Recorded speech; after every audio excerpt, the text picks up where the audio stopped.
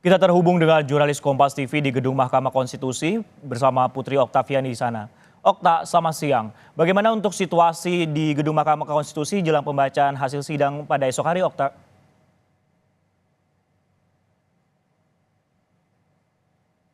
Saudara, untuk situasi terkini di Gedung Mahkamah Konstitusi, memang kalau di dalam, Francisco, dari pantauan kami ini cenderung sepi dibandingkan dengan aktivitas pada hari biasa atau pada hari kerja. Sementara kalau di luar atau di area di Jalan Medan Merdeka Barat ini cenderung ramai dengan masyarakat yang memang bisa atau masih bisa melintas di depan Gedung Mahkamah Konstitusi. Tetapi Francisco, memang ada sejumlah langkah preventif yang dilakukan seperti memasang barrier atau seperti yang ada di sebelah saya ini ada barrier berbentuk beton begitu ya, yang bisa digunakan sebagai preventif apabila terjadi unjuk rasa sehingga tidak mendekat atau langsung begitu masuk ke dalam Gedung Mahkamah Konstitusi. Kemudian Francisco juga memang sejumlah pengetatan dilakukan di area dalam atau di Gedung Mahkamah Konstitusi, seperti kalau misalnya kami ingin masuk ke dalam, ini memang dilakukan scan terlebih dahulu menggunakan barcode gitu, kemudian akan tercatat dan juga akan terpantau siapa saja yang memang beraktivitas di dalam Gedung Mahkamah Konstitusi.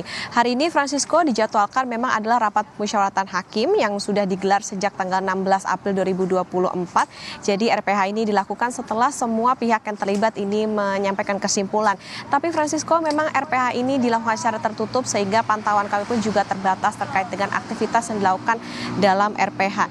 Sementara untuk besok rencananya untuk sidang putusan ini akan digelar pada pukul 9 pagi. Jadi nanti teknisnya memang dijadikan dalam satu ruangan dalam majelis yang sama, dan seluruh pihak yang terlibat ini perwakilannya diminta untuk hadir langsung, dan ini juga kemarin surat untuk undangannya ini sudah dikirimkan kepada masing-masing pihak yang terlibat tersebut, sehingga diharapkan bisa langsung menyaksikan bagaimana jalannya sidang putusan besok. Sementara untuk yang memang tidak ada kepentingan atau memang mereka misalnya kemarin mengirimkan amicus curiae dan lain-lain, ini bisa memantau melalui secara online, melalui streaming, melalui kanal milik Mahkamah Konstitusi ataupun melalui media. Seperti itu, Francisco.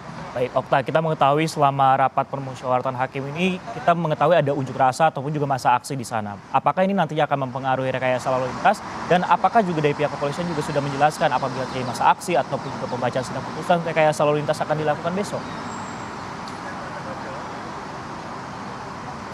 Ya, Francisco dan juga saudara, tentu ini yang juga menjadi antisipasi begitu ya dari petugas gabungan yang dikerahkan untuk mengamankan jalannya sidang putusan besok, bahkan sebelum masa sidang putusan di Mahkamah Konstitusi. Jadi memang Francisco, nantinya akan ada rekayasa lalu lintas yang dilakukan secara situasional melihat bagaimana eskalasi yang akan terjadi besok. Tapi informasinya, Francisco, jadi kalau di depan atau di area depan Gedung Mahkamah Konstitusi ini dari kawasan Patung Kuda menuju ke MK ini akan ditutup total. Sementara dari arah Budi Kemuliaan ini masih bisa menuju Jalan Medan Merdeka Selatan atau mengarah ke Patung Kuda.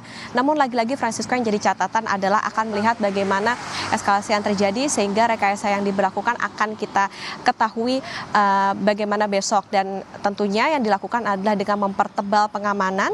Jadi dari pihak gabungan ini diterjunkan ada sekitar 3.600 personel gabungan TNI dan juga Polri, dan juga sejumlah kendaraan taktis seperti water cannon, barakuda, dan lain-lain. Pengamanan juga rencananya akan dipusatkan juga di area Patung Kuda, Francisco. Jadi ini untuk mengantisipasi apabila besok misalnya terjadi atau ada aksi unjuk rasa dari misalnya pendukung para capres-cawapres seperti itu. Jadi untuk Anda yang mungkin akan beraktivitas besok di sekitar area Gedung Mahkamah Konstitusi atau melewati area ini, bisa menghindari jalan misalnya di Jalan Abdul Muiz, Budi Kemuliaan, Harmoni, Medan Merdeka, ataupun Jalan M. Tamrin. Itu yang menjadi catatan Francisco untuk besok di sidang sengketa atau putusan sengketa Pilpres 2024. Francisco. Baik, terima kasih Putri Oktaviani yang melaporkan situasi terkini di Gedung Mahkamah Konstitusi jelang sidang putusan MK besok. Terima kasih.